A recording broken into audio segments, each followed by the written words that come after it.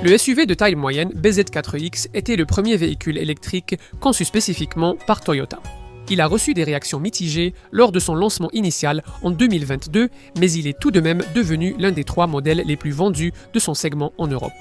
Les constructeurs japonais ont écouté les retours concernant ce véhicule et nous proposent cette version nettement améliorée, avec des améliorations significatives dans presque tous les domaines. Puisque sa conception s'appuie sur plus de 2 décennies d'expérience dans l'automobile électrifiée, on pourrait s'attendre à un produit très abouti. En effet, vous ne devriez pas être déçus. Je m'appelle Jonathan Crouch. Je teste des voitures depuis plus de 40 ans, vous les retrouverez toutes sur l'application Car and Driving Car Reviews ici. Je vais essayer de vous dire tout ce que vous devez vraiment savoir sur cette voiture, d'une manière que vous ne trouverez nulle part ailleurs. La première voiture électrique de Toyota, le SUV de taille moyenne BZ4X, a été judicieusement amélioré pour créer le modèle que nous allons examiner ici. Quel type de véhicule électrique conçu spécialement le plus grand constructeur automobile du monde pourrait-il nous proposer? Voici la réponse, le BZ4X. Non, un peu ridicule, peut-être, mais cette voiture a une mission très sérieuse. Lors de son lancement, c'était le tout premier véhicule électrique à batterie entièrement nouveau de Toyota. Le nom, peu accrocheur, fait référence à la taille de la voiture. Le chiffre 4 désigne les modèles de taille moyenne de la marque et le type de véhicule, dans ce cas X pour SUV crossover. Nous avons certainement attendu assez longtemps ce concurrent, étant donné que Toyota fabrique des véhicules électrifiés depuis plus d'un quart de siècle. Et ils ont expérimenté une version concept entièrement électrique du RAV4 dès 1997. Il était surprenant que ce BZ4X ait mis autant de temps à arriver. Il n'a en fait été mis en vente ici qu'à la fin de 2022. Le lancement a été retardé par un scandale des roues qui se détachait que la marque a mis des mois à résoudre.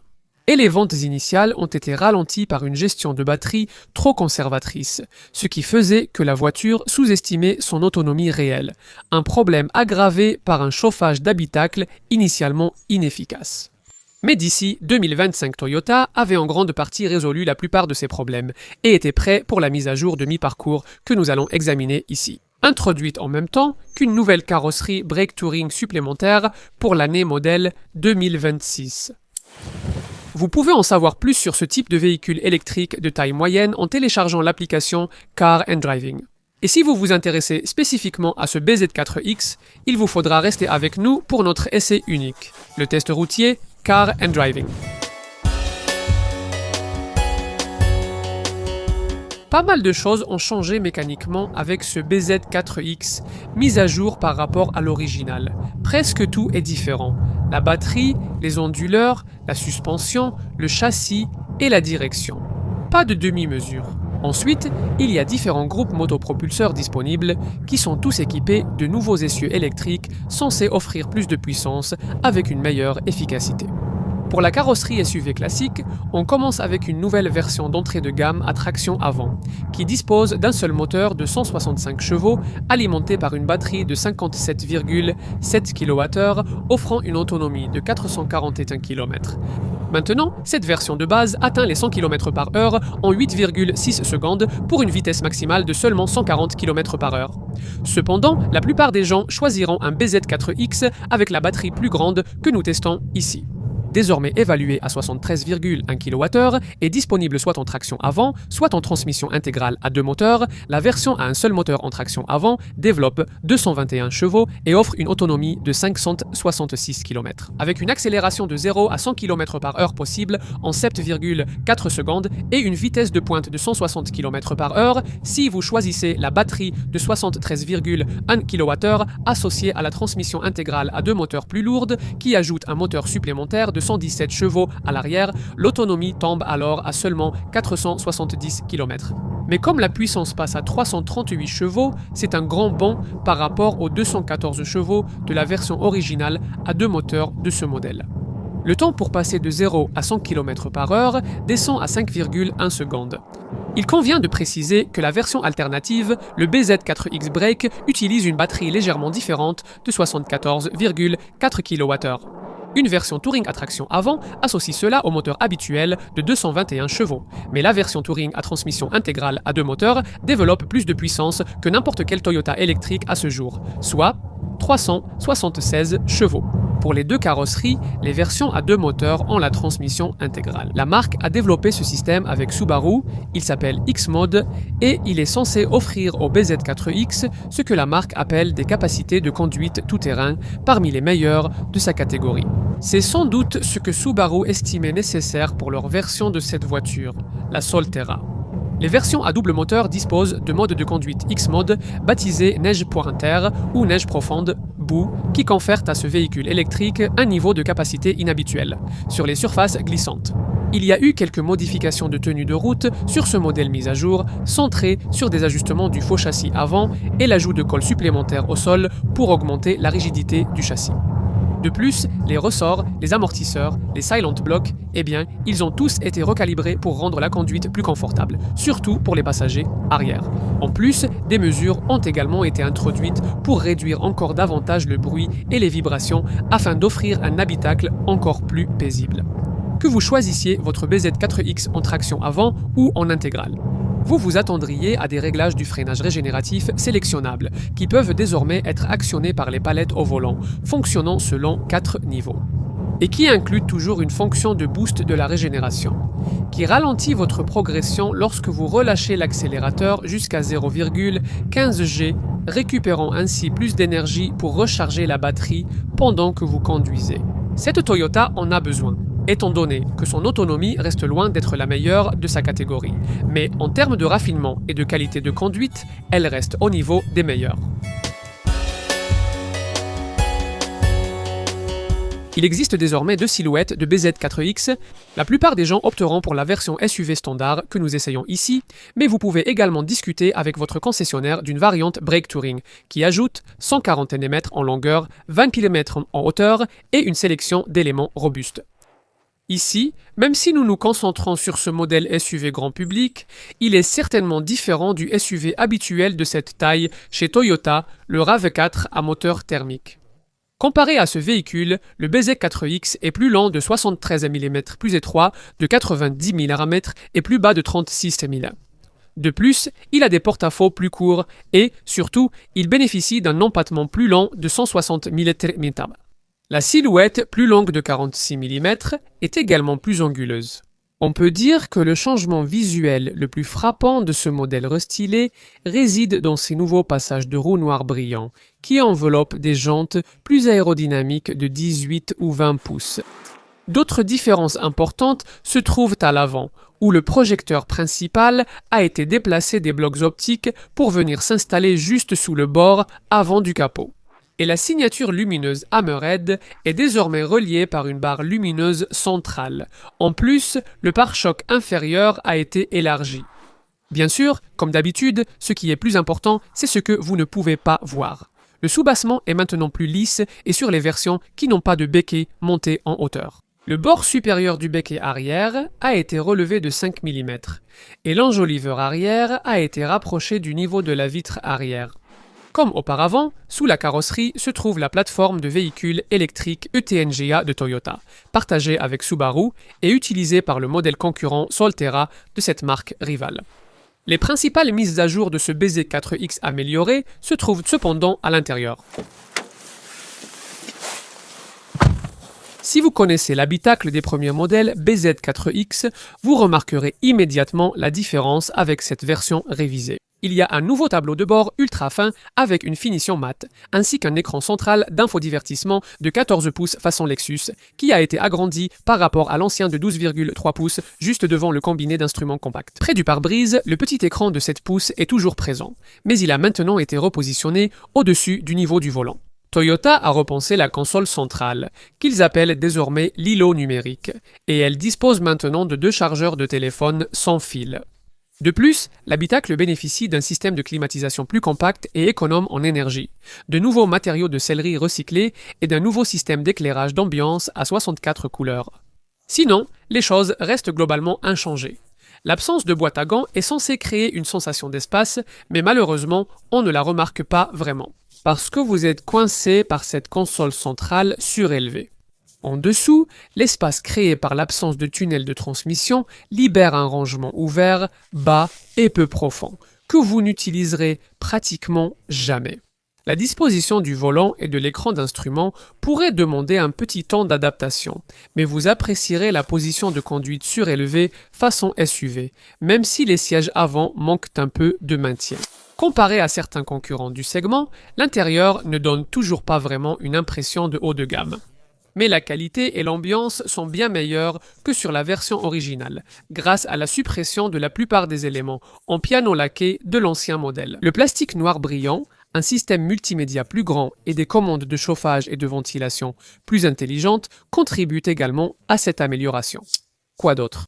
Eh bien, la ligne de toit est peut-être plus basse que celle d'un RAV4, mais on est assis plus haut que dans ce dernier, perché au-dessus de toutes ces cellules de batterie, ce qui procure une vraie sensation de SUV, bien plus que la plupart des crossovers de cette catégorie. Cela aide à la visibilité générale, qui est bonne sauf si vous avez besoin de voir vers l'arrière en 3/4. Dans ce cas, les montants arrière assez épais vous inciteront à utiliser les caméras de recul de série. Assez parlé de l'expérience à l'avant de l'habitacle, regardons maintenant à l'arrière. Tout à l'heure, nous avons évoqué l'empattement long que la plateforme ITNGA de cette voiture a permis d'obtenir. Mais tous les véhicules électriques de cette catégorie promettent un grand espace arrière. Voyons comment celui-ci se démarque. Comme avant, l'arrière semble extrêmement spacieux. Toyota affirme que l'espace pour les jambes ici est comparable aux 900 mm que l'on retrouvait dans l'ancienne Lexus LS. C'est digne d'une salle de réunion. La garde au toit façon limousine n'est pas aussi impressionnante, donc les personnes particulièrement grandes devront peut-être profiter de la fonction d'inclinaison du dossier. Plus important encore, c'est un problème qui touche pas mal de véhicules électriques de ce genre. À savoir que le plancher surélevé, rendu nécessaire par le gros pack de batterie situé en dessous, fait que le dessous de vos cuisses pourrait être mieux soutenu. Cependant, c'est quelque chose que vous ne remarquerez vraiment que lors de longs trajets. Comme on peut s'y attendre avec un véhicule électrique, le tunnel central est pratiquement inexistant, ce qui rend le transport d'un troisième adulte assis au centre assez simple si besoin. Même avec ce plancher plat, ils ne seront pas particulièrement à l'aise au centre, adossé à un panneau de siège. Ce dernier intègre cet accoudoir escamotable qui lui-même comprend un petit compartiment étroit, ainsi que les deux porte-gobelets habituels. L'assise de ce siège ne coulisse pas, ce qui est courant dans ce segment. Quant aux modifications apportées à l'arrière, eh bien, la marque a repositionné les ports de recharge et retiré le renfort central. Avec le toit panoramique en option pour une sensation d'espace encore plus grande, il y a aussi des poches au dos des sièges et des bacs de porte de taille correcte. Est-ce que cet empattement long se traduit par un coffre immense? Eh bien, pas vraiment. Le Ion s'ouvre pour révéler un coffre qui reste à 452 litres dans ce modèle de SUV. Avec la banquette arrière 3 places en place, la version Break porte ce chiffre à 600 litres. Côté inconvénient, ici, il n'y a toujours pas de trappe à ski, et le dossier ne bénéficie pas d'une pratique séparation centrale 40-20-40. Donc, si vous avez des passagers à l'arrière, les objets lents devront aller sur le toit. Toyota reste également opposé à l'installation de commandes de rabattement sur les parois latérales du coffre. Il faut tendre le bras jusqu'au poignet sur les épaules des sièges pour rabattre la banquette arrière. Une fois que vous avez fait cela, vous constaterez que l'espace ainsi créé n'est pas tout à fait plat, mais il devrait largement suffire aux besoins de la plupart des propriétaires. Le BZ4X est généralement vendu principalement dans la fourchette de 40 000 à 50 000 livres, et ce modèle amélioré ne s'écarte pas vraiment de cette logique. Évidemment, la version Break, qui est la version de Toyota du Subaru Trailseeker, coûtera un peu plus cher que ce modèle SUV. Toutes les versions sont bien équipées.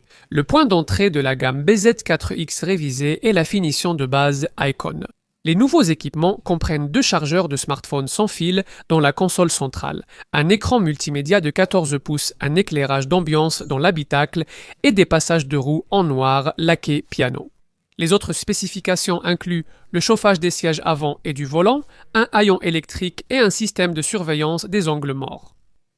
La finition design de milieu de gamme introduit la batterie plus puissante de 73,1 kWh que nous testons ici. C'est également un modèle à traction avant, basé sur la finition Icon avec en plus un moniteur de vue panoramique, des éclairages de sol et un dégivreur de pare-brise au sommet de la gamme. Cette finition XL peut être équipée en traction avant ou en transmission intégrale. Les deux versions sont équipées de jantes alliage de 20 pouces de siège, avant chauffant, ventilé et à réglage électrique, de siège arrière chauffant, d'un rétroviseur intérieur numérique et d'une sellerie entièrement en cuir synthétique. Un chargeur embarqué de 22 kW permet une recharge assez plus rapide sur la finition XL. En ce qui concerne les technologies d'aide à la conduite sur toute la gamme, on retrouve toutes les fonctionnalités habituelles du Toyota Safety Sense, y compris le système de pré-collision, l'assistance à la direction d'urgence, le régulateur de vitesse adaptatif intelligent, l'alerte de sortie de voie et l'assistance au maintien dans la voie. Il y a aussi un système de surveillance des angles morts qui vous alertera si vous êtes sur le point de vous engager dangereusement devant un autre véhicule. La même caméra est utilisée pour un système d'assistance à la sortie sécurisée qui avertira les occupants sur le point d'ouvrir les portes face à des véhicules, des piétons ou des cyclistes arrivant. Il est assez inhabituel pour un modèle de ce segment d'avoir un poids à vide inférieur à 2 tonnes, comme c'est le cas ici. Cela ne donne pas une autonomie en tête de catégorie. Toutefois, comme indiqué dans notre section conduite, ces chiffres se sont nettement améliorés. Une amélioration de l'efficacité de 25% permet théoriquement d'atteindre jusqu'à 566 km entre deux charges. Dans la version de 73,1 kWh que la plupart choisiront, 69 kWh sont réellement utilisables. Toyota évoque une efficacité de 7,2 km par kWh, mais en utilisation normale, il est plus réaliste de s'attendre à environ 6,1 km par kWh. En utilisant des onduleurs en carbure de silicium et en polissant les dents de la boîte de vitesse, les ingénieurs ont permis à la chaîne de traction de ce modèle mis à jour de consommer moins d'énergie, malgré une augmentation utile de la puissance. Et il y a maintenant un menu dans le combiné d'instruments qui affiche l'état de santé de la batterie et vous informe du pourcentage de la capacité d'origine de la batterie qu'il reste. La recharge publique en courant continu, toujours peu compétitive dans sa catégorie, reste à 150 kW, permettant de passer de 10 à 80% en 30 minutes environ. Grâce aux améliorations du système de recharge, de la batterie et du nouveau préconditionnement. La vitesse de 150 kW est désormais atteignable même par temps très froid, pour une recharge complète en courant alternatif à domicile. La plus petite batterie de 57,7 kWh nécessite 8h45 minutes avec une wallbox de 7,4 kW ou 6 heures. Avec une alimentation triphasée de 11 kW et une batterie de 73,1 kWh, c'est sans doute ce que vous choisirez. Il vous faudra 12h45 minutes pour une charge complète en courant alternatif avec une wallbox de 7,4 kW ou 7h30 minutes. Si vous avez une alimentation triphasée de 11 kW, la recharge en courant alternatif triphasé à 22 kW est désormais disponible, mais uniquement avec la finition XL haut de gamme que peu de gens voudront choisir.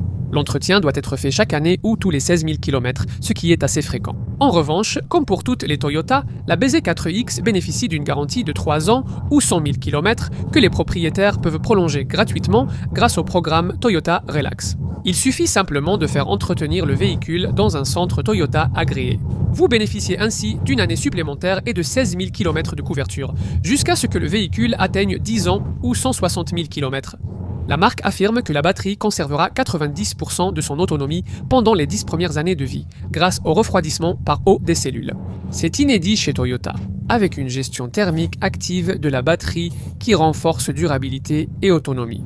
Et cette autonomie est optimisée grâce à un système de recharge solaire embarqué qui vise à minimiser l'effet du froid sur l'utilisation. Il y a une garantie de base sur la batterie d'au moins 8 ans, ou 160 000 km, couvrant jusqu'à 70% de la capacité d'origine. Mais vous pourriez potentiellement l'étendre considérablement jusqu'à 1 million de kilomètres. Si vous gardez la voiture 10 ans et l'entretenez chaque année chez un concessionnaire agréé. Ce BZ4X n'apporte toujours rien de vraiment nouveau à son segment déjà surchargé. Mais si vous l'aviez ignoré auparavant pour de très bonnes raisons, dans cette version mise à jour, il mérite vraiment qu'on y jette un second coup d'œil. Hormis les passages de roues noires brillants, cette voiture ne se distingue toujours pas vraiment dans sa catégorie. Mais elle est en fait devenue une très bonne polyvalente, avec des améliorations notables dans des domaines comme l'efficacité, la maniabilité et le raffinement. En plus, l'habitacle a été grandement amélioré. C'est vrai, dans ce segment, votre argent vous offrira des choix plus intéressants, mais dans cette version améliorée, ce BZ4X est désormais typiquement Toyota, sensé, rationnel et d'un bon rapport qualité-prix. Il y a une place, et peut-être même un besoin pour cela dans cette catégorie. Si vous êtes d'accord, alors l'un de ces modèles pourrait désormais mériter une place sur votre liste de souhaits pour votre prochain crossover électrique de taille moyenne.